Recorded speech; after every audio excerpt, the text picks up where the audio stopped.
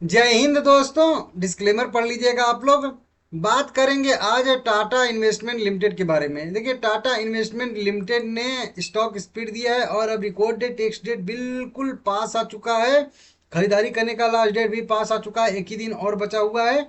और उसके बाद ये स्प्लिट क्या होता है, कैसे 1:10 का स्प्लिट होगा, क्या प्राइस रहेगा पहले, क्या प्राइस रहेगा बाद में, सब कुछ यहाँ पे हम लोग डिस्कस करने वाले हैं। और किसको मिलेगा किसको नहीं मिलेगा, इजिबल होने के लिए क्या करना पड़ेगा, कब तक खरीदना पड़ेगा, लास्ट डेट, सब कुछ देखेंगे। तो चलिए उसी के बारे में सबसे पहले जान लेते हैं। सबसे पहले करेंट प्राइस अगर हम लोग देखेंगे टाटा इन्वेस्टमेंट कॉरपोरेशन लिमिटेड का, तो 9,212 रुपये ट्रेड कर रहा है।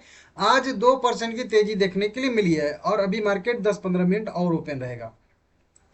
46,000 करोड़ के मार्केट कैप वाली कंपनी है। बुक वैल्यू भी अच्छा खासा है, पी रेशियो थोड़ा सा ज़्यादा है, आरओई बहुत कम है इसका। डेट फ्री कंपनी है, ये बढ़िया है। रिजर्व ज़्यादा है, प्रमोटर की होल्डिंग अच्छी है, ऑपरेटिंग प्रॉफिट मार्जिन बढ़िया है। 3 साल का सेल्स ग्रोथ रेशियो जो है 17% निगेटिव है, 3 साल का प्रॉफिट ग्रोथ रेशियो जो है निगेटिव है। तो अभी हाल फिलहाल में थोड़ा सा फाइनेंशियल इसका जो है गड़बड़ आ गया है। कुल मिला के नहीं तो कंपनी बढ़िया है कुल मिला के। अब देखिए, इसने अनाउंसमेंट किया है 1:10 के रेशियो में स्प्लिट। यहाँ पे आप देख सकते हो, एक इक्विटी शेयर 10 रुपये फेस वैल्यू वाला रहेगा तो 10 इक्विटी शेयर मिलेगा 1 रुपये फेस वैल्यू वाला। मतलब सीधा सीधा 10 रुपये अपने फेस वैल्यू को 1 रुपये में कन्वर्ट करने वाली है। हर एक शेयर के बदले में 9 शेयर स्प्लिट का एक्स्ट्रा मिल जाएगा, टोटल 10 शेयर हो जाएगा। अब हर एक शेयर जो कंपनी का 10 रुपये फेस वैल्यू वाला है उसमें 10 टुकड़े कर दिए जाएंगे, 10 भाग उसमें कर दिया जाएगा एक शेयर में। एक शेयर हमारे पास रहेगा, 9 शेयर एक्स्ट्रा कंपनी दे देगी और टोटल 10 शेयर हो जाएगा। जब ये 9 शेयर एक्स्ट्रा देने वाली है ना, इसी 9 शेयर जब एक शेयर के 10 टुकड़े होंगे तो प्राइस भी 10 टुकड़े में टूटेगा, ठीक है ना।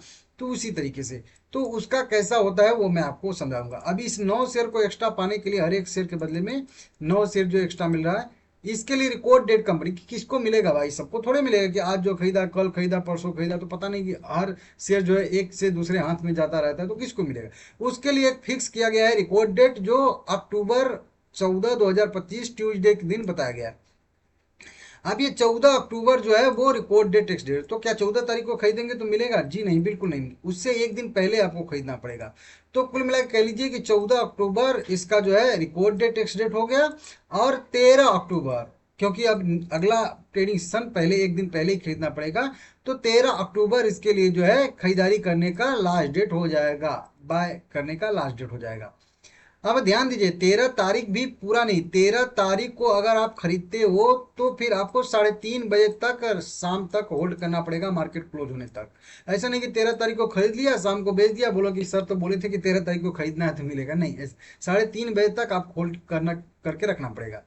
13 तारीख के पहले भी कोई बंदा खरीदा, जैसे आज खरीदा, आज से 1 महीने पहले, 5 दिन 7 दिन पहले खरीदा है, तो भी उसको 13 तारीख को 3:30 बजे तक होल्ड करके रखना पड़ेगा। तभी वो जो है स्प्लिट के लिए इजिबल माना जाएगा। मतलब हर एक शेयर के बदले में 9 शेयर उसी को एक्स्ट्रा मिलेगा जो 13 तारीख को चाहे खरीद के होल्ड करेगा या पहले से खरीद के 3:30 बजे तक होल्ड करेगा तभी, ठीक है ना। 14 तारीख को क्या होगा, 14 तारीख को ये कंपनी स्प्लिट देगी और वो जो है उस दिन उसका एडजस्टमेंट होगा। अब एडजस्टमेंट कैसे होता है उसको मैं बता दूं आप लोगों को, तो ये यहाँ पे क्लियर कर लीजिएगा। 13 तारीख लास्ट खरीदारी करने का रेट है और 14 तारीख इसका एडजस्टमेंट का दिन है, स्प्लिट का रेट है। आप चलिए उदाहरण के तौर पे देख लेते हैं कि कैसे स्प्लिट होता है, क्योंकि अब प्राइस जो है 912 रुपये, ये कल जो भी प्राइस मतलब 13 तारीख को जो भी मतलब 3:30 बजे प्राइस क्लोज करेगा उसके हिसाब से रहेगा, लेकिन मैं आज के ही प्राइस के हिसाब से आपको समझा देता हूँ।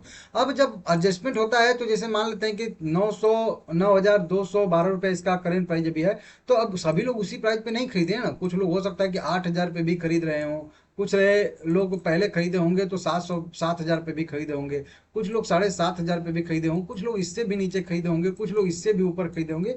तो वो कैसे होता है वो भी समझाऊंगा, ठीक है ना। क्योंकि प्राइस एडजस्टमेंट तो समझ में आ जाता है कि ठीक है, हमारे पास एक शेयर है, 9,212 रुपये का हमने खरीदा है, टोटल हमारा एक शेयर पे इन्वेस्टमेंट भी उतना ही आएगा 9,212 रुपये। 1:10 का रेशियो है, मतलब हर एक शेयर के बदले में 9 शेयर हमको एक्स्ट्रा मिल जाएगा, टोटल 10 शेयर हो जाएगा। और हमारा प्राइस जो है 9,212 रुपये वाला वो भी 10 गुना कम हो जाएगा, मतलब 921 रुपया हो जाएगा। और अब हमारे पास टोटल 10 शेयर हो गए हैं, तो 10 शेयर 921 रुपये के रेट से, तो अभी भी हमारा इन्वेस्टमेंट जस का तस 9,212 रुपया ही है। तो ये सीधा सीधा रेशियो तो सबको पता होता है, ठीक है ना।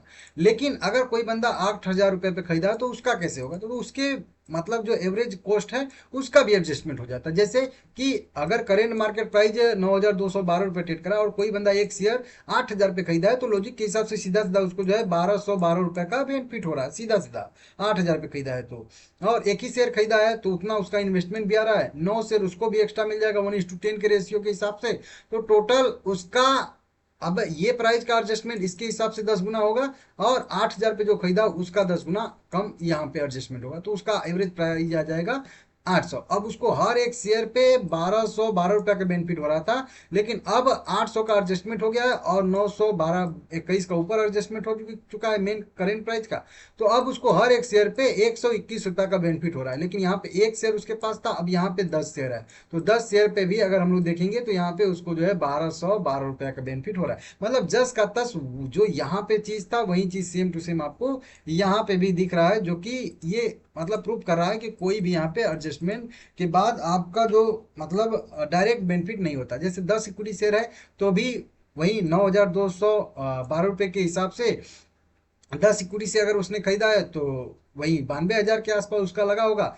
90 शेयर एक्स्ट्रा मिल जाएगा 921 रुपये, तो 100 शेयर हो जाएगा तो वही 92,000 फिर भी वैसे होगा। और वही चीज अगर 8,000 पे शेयर खरीदा है तो टोटल इन्वेस्टमेंट उसका 80,000 आया, 1:10 के रेशियो से 90 शेयर उसका भी एक्स्ट्रा मिल जाएगा, 800 पे उसका एडजस्टमेंट होगा और 100 शेयर उसको टोटल मिल जाएगा, तो 80,000 फिर से आ जाएगा। हर एक शेयर पे उसको जो है 1,200 का बेनिफिट हो रहा था, टोटल उसको जो है लगभग 12,000 का बेनिफट हो रहा था 10 शेयर पे, और अभी भी देखोगे तो उसको 12,000 का बेनिफिट यहाँ पे हो रहा है। तो कुछ भी चेंज नहीं होगा आपके जो है बैलेंस शीट पे या कहीं पोर्टफोलियो में। बाकी एक शेयर जो है वही 1/10 इसका करेंट प्राइस हो जाएगा, और एक मतलब 10x जो है आपका इक्विटी शेयर यहाँ पे हो जाएगा। तो इस तरीके से सब कुछ होता है। तो आपके प्रॉफिट या लॉस पे कोई भी फर्क नहीं पड़ेगा कि नहीं किसी को 15-20% का पहले से प्रॉफिट चल रहा है तो उसका प्रॉफिट घट जाएगा, ऐसा कुछ नहीं होने वाला है, ये ध्यान दीजिएगा। हाँ, उसके बाद अगर प्राइस मोमेंटम करेगा, ये वाला प्राइस जो है वो और मोमेंटम करेगा। जैसे कि एडजस्टमेंट पे हम लोग देख रहे थे कि 921 रुपये आ रहा है, अब वो शेयर 921 रुपये से बढ़ के 950 हो गया, 960 हो गया, तो और आपको जो है प्रॉफिट होगा। इस तरीके से होता है, ठीक है ना। तो देख लीजिएगा आप लोग, बाकी शेयर ठीक ठाक है, आप लोग अपने हिसाब से डिसाइड कर लीजिएगा, ठीक है ना। हाँ, एक चीज और समझा दूं आप लोगों को कि मिलेगा कब हमको यह।